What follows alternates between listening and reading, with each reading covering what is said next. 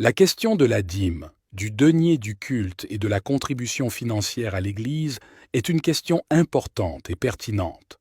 Pour y répondre, nous pouvons nous appuyer sur des arguments solides et des versets bibliques des deux testaments. Dans l'Ancien Testament, la dîme est mentionnée à plusieurs reprises. Abraham donne la dîme de tout à Melchisédek, Genèse 14, verset 20. Plus tard, la loi de Moïse institue la pratique de la dîme pour soutenir les prêtres et les Lévites dans leur service dans le tabernacle et le temple. Lévitique 27, versets 30 à 32. Nombre 18, versets 20 et 1.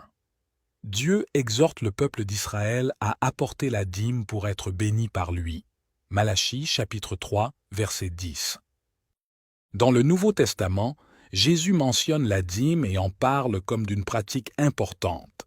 Dans l'Évangile de Matthieu, Jésus reproche aux pharisiens de se préoccuper de petites choses et de négliger les choses importantes comme la justice, la miséricorde et la fidélité, tout en leur conseillant de pratiquer la dîme. Matthieu chapitre 23, verset 23.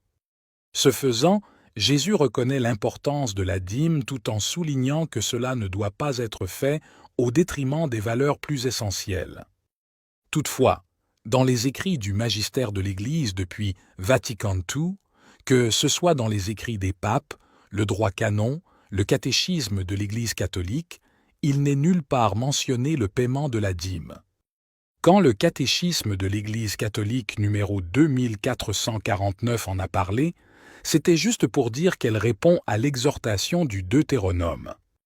Tout au plus, en matière économique, l'Église d'aujourd'hui a simplement réaffirmé que les fidèles sont tenus par l'obligation de subvenir aux besoins de l'Église afin qu'elle dispose de ce qui est nécessaire au culte divin, aux œuvres d'apostolat et de charité et à l'honnête subsistance de ses ministres. Canon 222, paragraphe 1. Ou bien encore que les fidèles ont encore l'obligation de subvenir, chacun selon ses capacités, aux nécessités matérielles de l'Église. Catéchisme de l'Église catholique, numéro 2043. En CE qui concerne le denier du culte, il représente la principale ressource d'un diocèse. Il est utilisé essentiellement pour financer le traitement des prêtres, leurs frais et les salaires des laïcs en mission pour l'Église locale.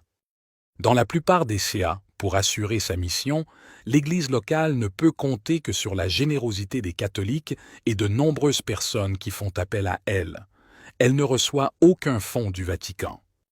Pour ce qui est des intentions de messe, dans les origines de l'Église, les fidèles faisaient offrandes en nature, pain, vin, nourriture à partager, ou en argent pour participer aux besoins de l'Église. Aujourd'hui, l'Église invite les fidèles à accompagner leur demande de messe par une offrande en argent, appelée aussi honoraire de messe. En CE qui concerne la quête, disons qu'elle n'est pas explicitement définie dans la Bible de manière spécifique. Cependant, plusieurs principes bibliques peuvent être considérés à cet égard. Un soutien financier de l'Église. Dans le Nouveau Testament, on trouve des références à la collecte de fonds pour soutenir les besoins de l'Église et de ses ministères. Par exemple, l'apôtre Paul mentionne la collecte de fonds pour les saints à Jérusalem. Première épître aux Corinthiens, chapitre 16, versets 1 à 2, et encourage la générosité envers les autres. Deuxième épître aux Corinthiens, chapitre 8 à 9. 2. Principe de générosité et de partage. Les Écritures enseignent le principe de la générosité et de la bienveillance envers les autres. Jésus lui-même souligne l'importance de donner et de partager avec ceux dans le besoin Évangile selon Luc, chapitre 6, verset 38, et Évangile selon Matthieu, chapitre 25, versets 35 à 40. 3. Offrande volontaire.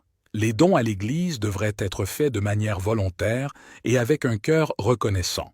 L'apôtre Paul parle de l'importance de donner volontairement, sans contrainte, deuxième épître aux Corinthiens, chapitre 9, verset 7. Terminons avec la quête.